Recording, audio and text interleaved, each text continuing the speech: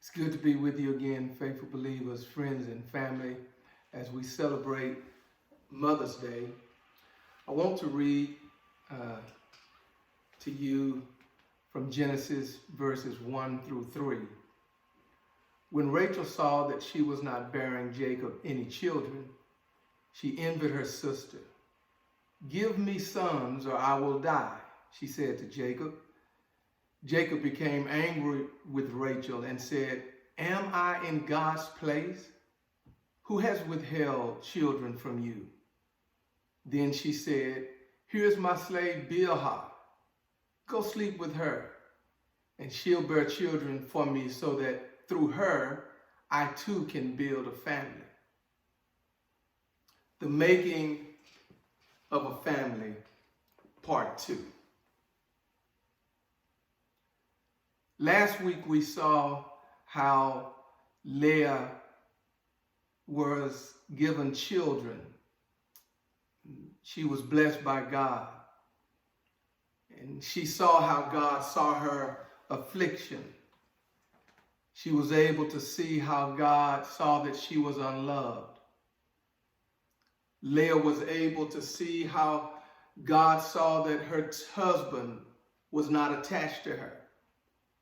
But then we left off last week seeing how God allows Leah to witness praise. And as she has her son Judah, she takes her eyes off of her husband Jacob and places her eyes on God. As all of this is going on and as all of this is taking place, Rachel is getting frustrated. Rachel is getting upset. And she resorts to a scheme that Sarah had resorted to earlier when she could not have children, and she tells Abram to go and sleep with her handmaid Hagar. And so she offers Jacob the opportunity of going and sleeping with her handmaiden Bilhah, because Rachel had a problem with envy. She was burning with jealousy. She was burning with envy. And jealousy is a damaging emotion, and it can ruin a lot of good relationships. When envy and jealousy get out of control, it can be extremely devastating. Rachel had a problem with envy, but then Rachel had a problem with entitlement. She felt like Jacob was not giving her enough attention for her to become pregnant. But she didn't understand the sovereignty of God. She didn't understand that it was not within Jacob's power to give her children. She should have called out to God, but instead she was blaming her husband. She blamed Jacob. She blamed Jacob, and Jacob becomes extremely angry because he looks at his wife and he looks at that woman who he truly loves. He looks at that one who he worked 14 years to marry. And asks her the question, am I God? Am I Elohim? Am I the righteous God? Am I the creative God that I can give you children? Jacob was saying, I don't have that type of power. I know that you look at me and I know that you think that I'm this great man, but I'm just a man. I'm not a God. You should be talking to Elohim. You should be talking to the righteous God. You should be making your case before the God. You should be making your case to Yahweh. I don't have the power. And also, I believe Jacob was saying, listen, I have not withheld myself from you. I'm not holding back from you. I have not denied my love for you. I'm not keeping anything away from you. I just don't have the power to give you what you're asking for. I don't have the power over your womb. Only God has that type of power. And so we want to look at this. We want to look at these four mothers as we celebrate Mother's Day today. We want to look at these four mothers and see how God was able to move and navigate through this family that seems disorder and dysfunctional. So Jacob, he has been given Bilhah. He consents to the plan. And the moment that he consents with the plan, he goes in with Bilhah, and 2 children are born out of that relationship. One son is named Dan, and his name is, he is named Dan. If you look at verse 5, it says, Bilhah conceived and bore Jacob a son. And Rachel said, not Bilhah, but Rachel said, God has vindicated me. And yes, he has heard me and given me a son, and she named him Dan. You see, Rachel believed that God had given her divine vindication for her scheme. And let me set it right. Let me set it right. God never rewards foolishness. God never rewards schemes that are outside of his plan. But what God will do, God will bless children in spite of their parents. Rachel believed that God had judged and found her motives to be pure. She really thought that God looked at her motives and blessed her motives.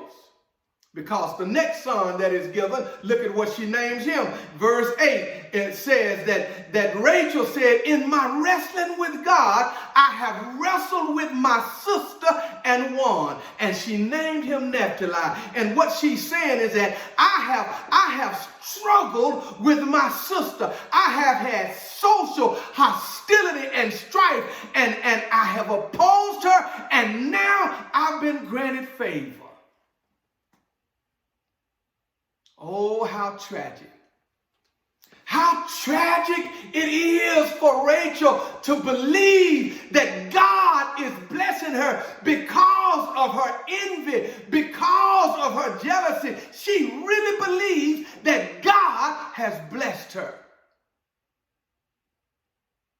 And she says, I have wrestled. And her wrestling with God is not like the wrestling with God that Jacob soon will wrestle with. Her wrestle was verbally. She was verbally questioning God. She was verbally speaking to God. And her voice has raised such a roar with God that she is literally wrestling with God with her language. And this is what she's saying. She's saying, I'm bitter, I'm envious, and it has built up this hostility toward my sister. And can you imagine a brother and a sister, a sister and a sister, a brother and a brother having strife with one another because of envy and jealousy? She knows, but let me say this, brothers and sisters. God will give you confidence through your children if God is God, and he will always look past our mess ups. God will always look past our bad parenting so that it won't impact our children. And so God gives vindication. God gives vindication. God is allowing her to see victory in Naphtali, because God will always do for his children what he knows he has to do in order for them to be successful. And then, my brothers and sisters, we move to Leah. Verse 9 says, when Leah saw that she had stopped having children, she took her slave Zilphah and gave her to Jacob as a wife. And Leah's slave Zilphah bore Jacob a son. And so Leah sees how Rachel is acting. And she sees what Rachel does in giving Jacob a surrogate wife. And so she too says, well, I'm going to also give her a surrogate wife. And so again, God has to show grace and mercy again, because the adults are not getting it right. Rachel hasn't gotten it right. Bilhah hasn't gotten it right. And here you see Leah has not gotten it right. There is this competition. There's this competition that is going on between Leah and Rachel. And it is not healthy competition. It is damaging competition. And she brings her slave Zilphah right in the middle of all of this mess and confusion. But look at what God does. Here God comes again. Here God comes again. He's straightening out the mess that adults make. And he gave Zilphah a child. Verse 10 says, Leah's slave Zilphah bore Jacob a son, then said, what good fortune. So she named him Gad. What good fortune. Oh, look at what God has done for me. Look at what God, he has given me great fortune. Now this word fortune is an economic term. In other words, she is saying God has blessed us economically. God is enriching us with more sons. He's blessing us with more so that we can produce more, so that we can have more. It is an economic term. And how many parents, oh my brothers and sisters, how many parents look at their children just for how much they can give them? That's the reason why there are so many children that are being born, and so many children that are being reared to just be an economic source for them, something that can bring income, something that can bring more to the family. And my brothers and sisters, she had it wrong. God was not blessing them so that they could have more income. God was blessing them because he was trying to show them that he had favor in their family. We spend a lot on our children so that we can get the big payday. And sometimes children have gifts and talents, but because we want that big payday, we instead of allowing God to lead and guide them, we say, we're going to name you Gad. We're going to name you Fortune because you bringing us some good fortune. But then she kind of gets it right when she names her son, the next son, Asher. Because she finally realizes that children are not meant to bring us good fortune, but they are meant to bring us joy.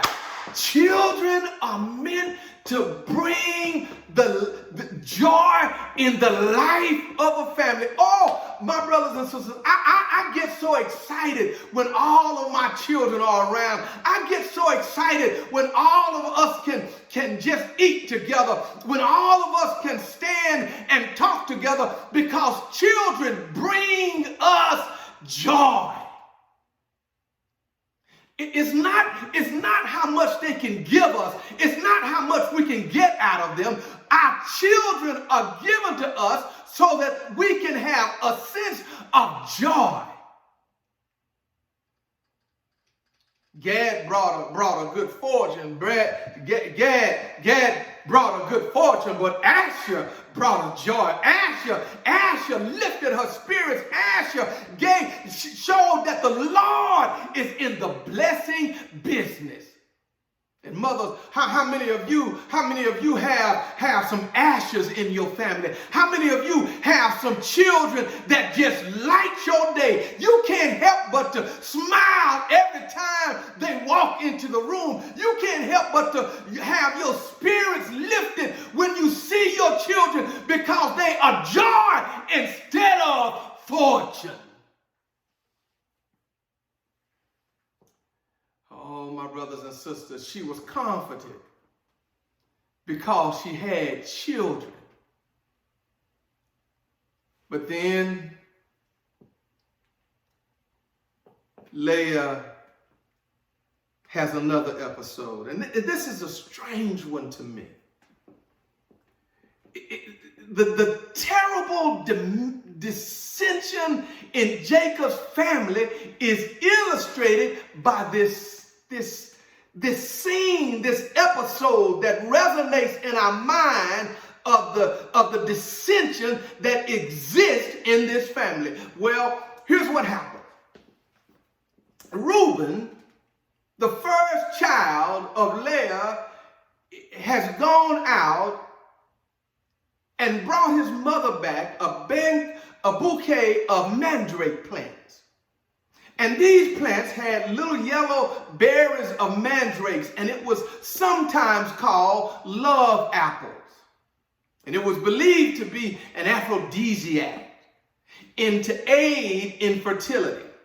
Well, Rachel sees Reuben with these she sees Leah with these mandrakes.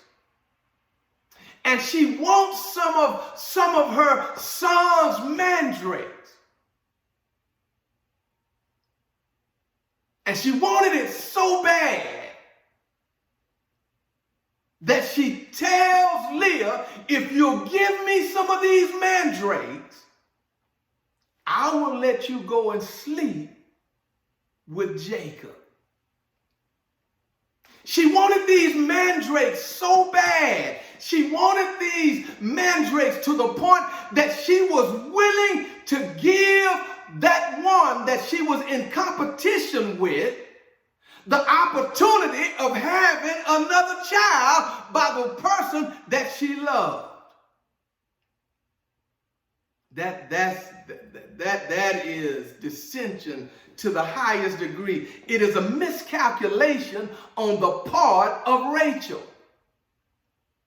And I never understood why were these mandrakes so important to Rachel? Why were these mandrakes so important to the point that she was willing to give her rival an opportunity to be with her husband? Well, it comes back to really understanding who Rachel is. Remember, when Rachel left, she left with idol gods. So she wasn't really, she really didn't really truly buy in. She hadn't really truly bought in to this Elohim. She really hadn't really truly bought in. And so these mandrakes, since they were considered an aphrodisiac, since they were considered something that might be able to help her and aid her in fertility, in being able to become pregnant, maybe maybe, just maybe she thought that if I can have these mandrakes, then I will be able to have children. Listen, Leah is not having any children anymore. She had to go and get her slave, Zilphah, to have children. So if I can just get these mandrakes, I will become pregnant, I will have a child, and everything will be all right. But look at what happens. Again, God shows grace and mercy. God shows that the making of the family is in his hands and not in the hands of man. And so God rewarded Leah. Look at verse 17 and 18. God listened to Leah, and she conceived and bore Jacob a fifth son. Leah said, God has rewarded me for giving my slave to my husband, and she named him Issachar. God has rewarded me. Again, here it is again. They are believing that God rewards foolishness. God has rewarded me for allowing my husband to commit adultery. How sad. How tragic to think that God rewards sinful behavior. But again, what God will do, God will show you grace and mercy, and what he does is he rewards these children to the family. And just because you got it right, and just because you think that you've gotten it right, God says, no, you've gotten it wrong, but I've got to get it right. You messed up, but I've got to fix it up. You've done wrong, but I've got to show you how to do it right. And so she rewards the family with Issachar. And then Leah recognized her children finally was a gift from God. And mothers, that's all that any mother can acknowledge, is that children are a gift from God. Verse 19 says, then Leah conceived again and bore Jacob a sixth son. God has given me a good gift, Leah said. This time my husband will honor me because I have borne 6 sons for him. And she named him Zebulun. She recognized that children are a gift from God. Not a reward, but a gift. Not something done out of competition, but a gift. We're not in competition. It's not whether your child is better than my child. No, children are a gift from God. Listen, I know a whole lot of families that are in competition with each other. Listen, we're not in competition with each other. Mothers, you're not in competition with your sisters. Fathers, you're not in competition with your brothers. No, our children are gifts from God. Our children show us how gracious God is.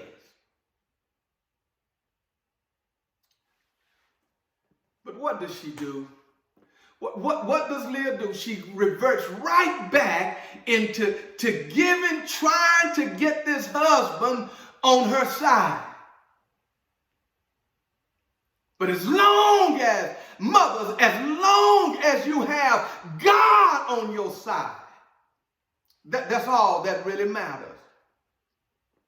Because I know that perhaps there are some single mothers out there. I know that perhaps there are some mothers that the fathers are not that present in your life right now. But don't worry about it, because as long as you have God on your side, your children are gifts. Your children will show you just how much favor God has given you. She understands. She gives God the credit. She gives God the credit for every last one of her sons. And then finally, she has a daughter. These sons prove that God cares for the family. These sons prove that God will provide for the family. When Esau, in chapter 33, verse 5, he sees Jacob coming afar off, and he sees the women and the children with him. He asks, "Who are these with you?" And he answered, "These children are children that God has graciously given your servant." Every last one of these children, Jacob says, God has given these children to me. But then finally, in the making of a family,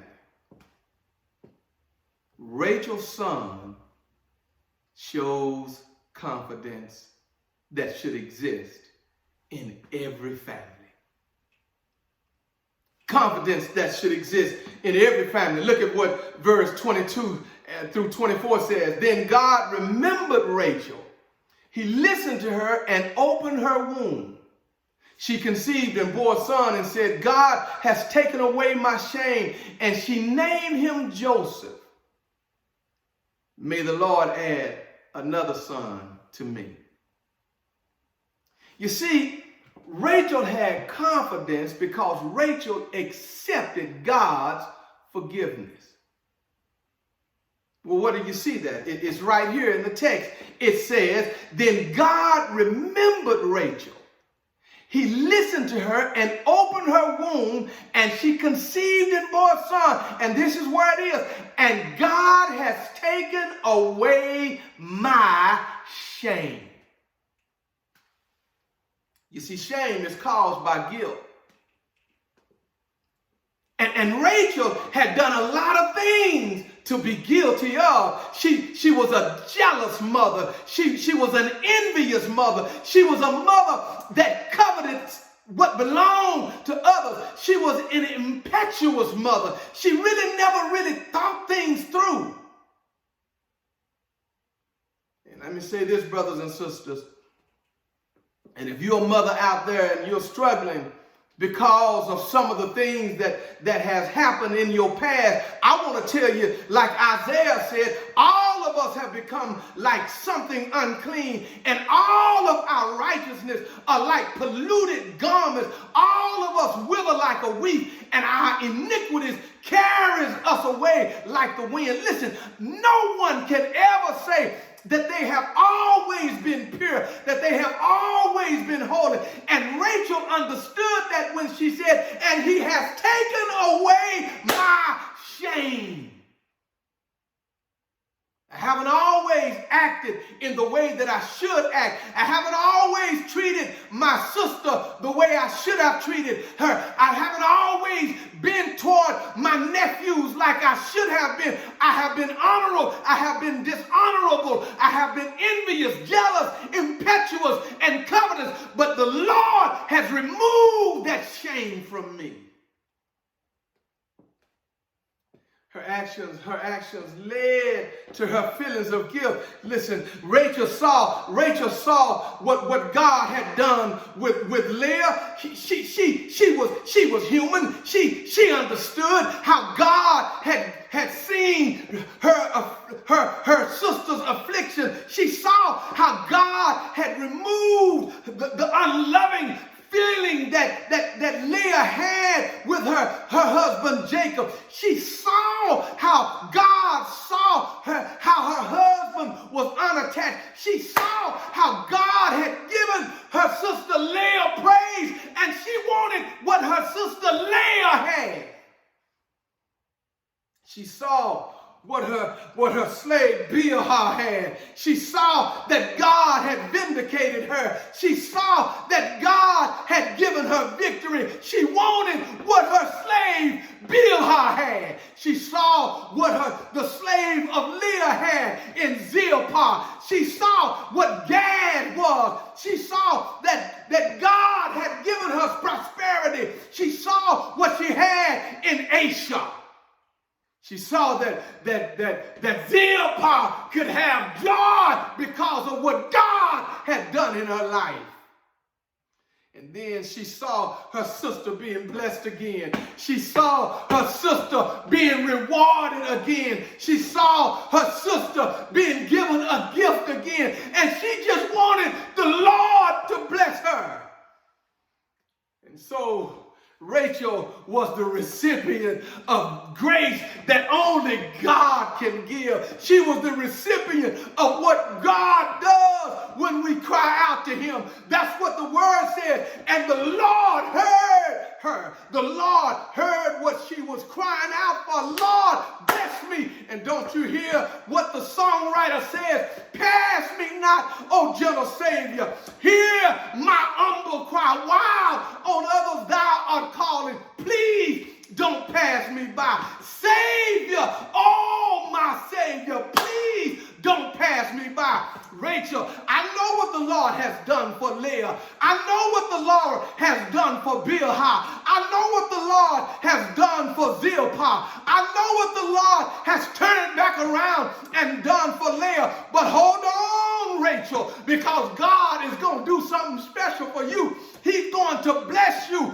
He's going to forgive you of all of your wrong. That's why, brothers and sisters, I can be excited today. I can have joy today. And mothers, you ought to have joy because every child that was born to you, the Lord is showing you grace and mercy. Not because you belong, not because you're old, but because God just showed you mercy. And so, brothers and sisters, as you leave today, as you reflect on this message today, just have hope that God will always do in your life what he has purposed and planned to do in your life. Oh, my brothers and sisters, the making of a godly family. That's what we want. We want families that are built around God-centered principles. And so don't worry about what somebody else's family is doing. Mothers, don't worry about what some other mother is doing, what some other children are doing. Just let God move in your life and watch what God does. He will forgive you of all of your wrong and give you the power to move forward. You remember what she said when she was praying that prayer? She said, Lord, I thank you, but don't stop now. Bless me with another son. And you know what the Lord did? The Lord blessed her on her deathbed with a son by the name of Benjamin. And you know what Benjamin is? Jesus comes from the line. God Almighty. He comes from the line of Benjamin. And that's where we get our joy. Because of Rachel, Benjamin is born. Because of Benjamin, Jesus is born. And because of Jesus, because of his blood, because of the cross of our salvation, we have hope, we have forgiveness, and we have joy. Oh, thank God for Rachel. Thank God for all of those. Don't forget about Leah. Thank God for Judah, because out of the tribe of Judah, oh God Almighty, we are thankful. We're thankful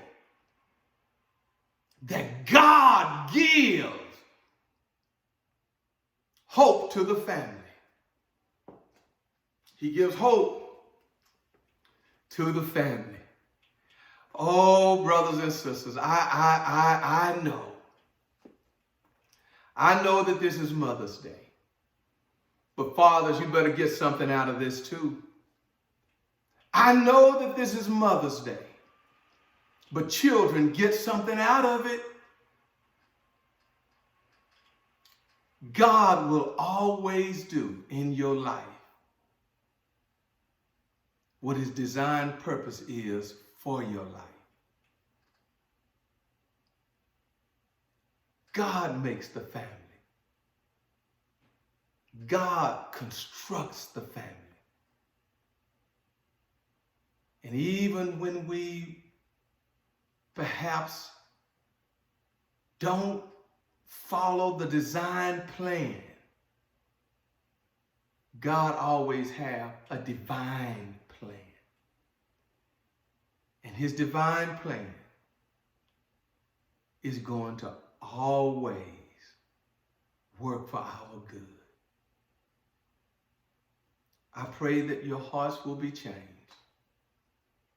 And I pray that your minds will be renewed. God bless you and God keep you is my prayer.